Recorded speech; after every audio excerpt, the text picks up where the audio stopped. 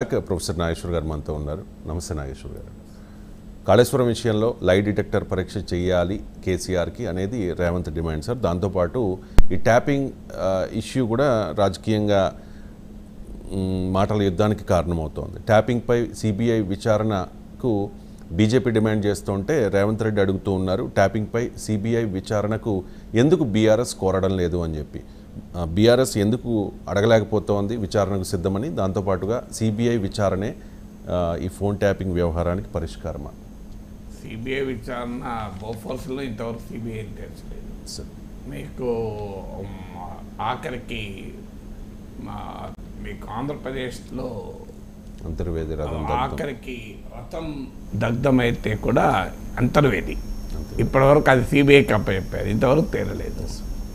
So CBI విచారణ మీకు Bofors నుంచి అంతర్వేది రథం వరకు ఇన్ని కేసులు సిబిఐ చేతిలో ఉన్నాయి. సిబిఐకి కాంపిటెంట్ అధికారులు లేరా? చాలా కాంపిటెంట్ అధికారులు, one of the best organisations in the whole ప్రపంచంలోనే. కానీ నియర్లీ 20% ఉద్యోగుల కొరత, రాజకీయపరమైన కేసుల ఒత్తిడి ఎక్కువ, రాజకీయపరమైన జోక్యం ఎక్కువ. అందువల్ల సిబిఐ, ఇది నేను చెప్పే విమర్శ కాదు, సుప్రీంకోర్టే చెప్పింది పంజరంలో చిలుక అని, ఇది కేజ్డ్ ప్యారెట్ అని ఏకంగా సుప్రీంకోర్టు వ్యాఖ్యానించింది. అందువల్ల సిబిఐకి పెట్టడం అనేది పరిష్కారం కాదు. ఓకే, రేపు సిబిఐ ఒకవైపేమో ప్రతిపక్షాలపైన సిబిఐని ప్రయోగిస్తున్నారు, ఈడీని ప్రయోగిస్తున్నారు అంటూ మళ్ళీ రాష్ట్రాల్లో ఏ కేసు జరిగితే వెంటనే సిబిఐకి అని చర్చ మొదలవుతుంది. సో సిబిఐ రాజకీయ పార్టీల మధ్య కాన్ఫ్రంటేషన్ కూడా కారణమై, మీకు గుర్తునే ఉంటుంది, బీజేపీకి టీడీపీకి సంబంధాలు తెగినాక ఆంధ్రప్రదేశ్లో చంద్రబాబు నాయుడు ప్రభుత్వం సిబిఐకి జనరల్ ఎంట్రీ పర్మిషన్ అంటే జనరల్ పర్మిషన్ ఉంటుంది అప్పుడు. అంటే సిబిఐ రాష్ట్రంలో ఏ కేసునా పెట్టచ్చు, ఎందుకంటే సిబిఐ ఢిల్లీ పోలీస్ యాక్ట్ ద్వారా ఏర్పడిన సంస్థ. అందువల్ల రాష్ట్ర ప్రభుత్వ అనుమతి లేకుండా ఒక కేసును రాష్ట్రంలోకి వచ్చి విచారణ జరపలేదు, అన్లెస్ ఏదైనా కోర్టు ఆదేశిస్తే తప్ప.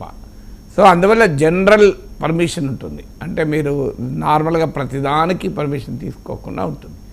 ఆ సాధారణ అనుమతిని ఆంధ్రప్రదేశ్లో నుంచి బెంగాల్ వరకు ఆ రోజు ప్రభుత్వాలు విత్డ్రా చేసుకున్న సందర్భాలు కూడా చూసాం.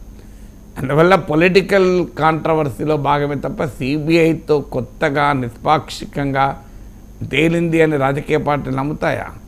రేపు సిబిఐ విచారణలో కేసీఆరే ముద్దాయని తేలింది అనుకోండి, వెంటనే బీఆర్ఎస్ ఏమంటుంది, బీజేపీ కాంగ్రెస్లు కుమ్ముక్కాయని చెప్తారు. లేదు సిబిఐలో ఏమీ తేల్చలేదనుకోండి, అప్పుడు కాంగ్రెస్ ఏమంటుంది, ఒక చూడండి బీజేపీ కేసీఆర్ను కాపాడింది అంటుంది. సో నీకు సిబిఐ తేల్చినా విమర్శ తప్పదు, తేల్చకపోయినా విమర్శ తప్పదు. అందువల్ల అల్టిమేట్గా సిబిఐ రాజకీయంగా పంచాయతీలు ఇరుక్కోవడం తప్ప ఫలితం లేదు.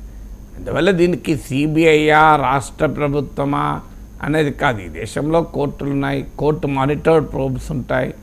ఒక ప్రతిదానికి సిట్టింగ్ జడ్జితో విచారణ అంటారు. ఇక సిట్టింగ్ జడ్జిలందరినీ విచారణకు అప్పచెప్తే హైకోర్టు కూర్చుంటూ ఉండరు జడ్జిలు. సో అంతమంది సిట్టింగ్ జడ్జిల్ని కూడా ఏ విచారణకు కేటాయించగలిగే పరిస్థితి కూడా ఉండదు. మన దేశంలో కోర్టుల్లో జడ్జిల కొరత కూడా చాలా ఎక్కువ. సో అందువల్ల ఇవన్నీ పొలిటికల్ డిమాండ్. సిబిఐకి పెడతారా, సిట్టింగ్ జడ్జితో విచారణ అంటూ రాజకీయంగా డిమాండ్ చేస్తారు. ఆచరణలో మన దేశంలో విచారణ వ్యవస్థలు ఉంటాయి, న్యాయ వ్యవస్థ ఉంటుంది, హైకోర్టు ఉంటుంది, సుప్రీంకోర్టు ఉంటుంది, మీడియా ఉంటుంది. Let there be a transparent pro. మనం కోరుకోవాల్సింది అంటే టెలిఫోన్ ట్యాపింగ్ పైన ఓ నిష్పాక్షికమైన పారదర్శకమైన విచారణ కావాలి. ఆ ట్రాన్స్పరెంట్ ప్రోబే దీనికి పరిష్కారం అవుతుంది. ఈ సంస్థ రాష్ట్ర ప్రభుత్వం విచారణ జరిపింది అనుకోండి, బీఆర్ఎస్ అంగీకరించదు. బీజేపీ ఒక రాష్ట్ర ప్రభుత్వ విచారణలో ఏమీ తేలలేదనుకోండి, వెంటనే బీజేపీ అంటుంది ఒక వీళ్ళిద్దరు ఏకమయ్యారని.